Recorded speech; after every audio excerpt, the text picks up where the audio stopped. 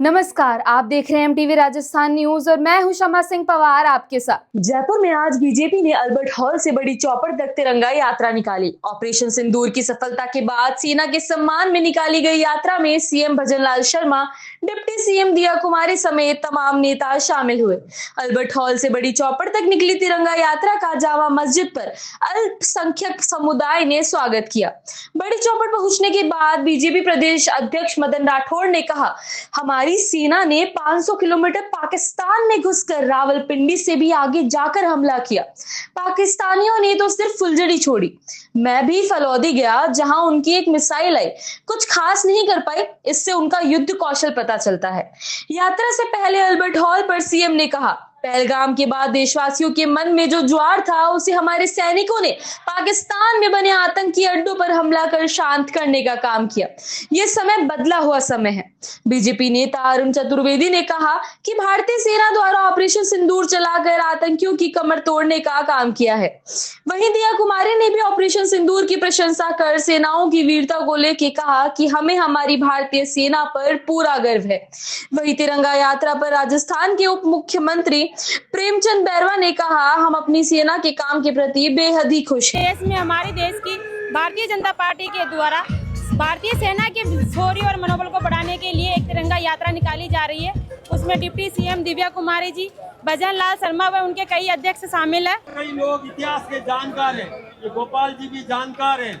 1942 जब द्वितीय विश्व युद्ध में जर्मनी ने एक जहाजी बेड़ा एक खाड़ी में छुपा रखा था और खाड़ी में छुपाया हुआ था। जर्मनी की संसद में चर्चा हुई कि वो तो अंग्रेजों ने खत्म कर दिया, आप कह रहे हो हमारा जहाजी बेड़ा सुरक्षित है, कहाँ है? दबाव डाला, उसने कहा सुरक्षित है। फिर विपक्ष ने दबाव डाला, कहाँ है? आखिर उसको विपक्ष के दबाव में बताना पड़ा, फला बंगाल की खाड़ी में छुपा हुआ है और 5 मिनट फोर्सेस का, आर्म फोर्सेस का, सेना का, सैनिकों का और प्रधानमंत्री जी का कि उन्होंने जो जवाब दिया पाकिस्तान को, वो पूरे विश्व ने देखा, विश्व ने माना और विश्व ने समझा भी कि हाँ, अगर मनोबल के लिए आप क्या कहना चाहते हैं? देखिए, सबसे पहले तो मैं उनको मुबारकबाद देना चाहता हूँ कि हमारी भारतीय सेना ने जिस तरह से हमारे पड़ोसी मुल्क पाकिस्तान को हराकर और वहाँ पे जिस तरह से उन्होंने आतंकवाद को सना दे रखी थी उसको फतेह किया, आतंकवाद को ख़त्म करने का काम हमारी सेना ने किया। और माननीय प्रधानमंत्री जी ने जिस तरह से खुली छूट देकर हमारी सेना का हौसला अफजाई किया, उनके लिए भी मैं उनका आभार व्यक्त करना चाहता हूँ। आज पूरे देश के अंदर जो ऑपरेशन सिंदूर के माध्यम से हमारी सेना ने जो विजय प्राप्त की है, हम उन सभी को मुबारकबाद देना चाहते हैं। के लिए आप महिला मोर्चा के अध्यक्ष हैं, तो आप उसमें क्या योगदान देंगे? हमारी भारतीय सेना के उसके जो बल उन्होंने दिखाया उसके बारे में आप क्या कहना चाहती हैं? मैं नीता यादव, जिला उपाध्यक्ष महिला मोर्चा जयपुर शहर। आज भारतीय सेना ने जो कर दिखाया है हमारे देश के लिए, उसके लिए हम उनके बहुत ही कर्तव्य अब कहना ऋणी हैं वो हैं। और जो मोदी जी हमारे लिए कर रहा है, ऑपरेशन सिंदूर जो किया है, जो पहलगांव में हमारी बहनों का सिंदूर उजाड़ा गया था, उसके लिए जो हमारे मोदी जी ने जो कदम उठाया, इतना अच्छा सोच समझ के उठाया, उसके लिए हम पूरे भारतवासी जितने भी हैं इतने उनके मतलब आभारी कहना चाहिए, कृतज्ञ हैं उनके कि उन्होंने हमारी बहनों का सिंदूर का बदला किस तरीके से लिया है। भारतीय सेना ने राष्ट्र के प्रति ही नहीं, मानवता के प्रति एक बुलंद संदेश दिया है।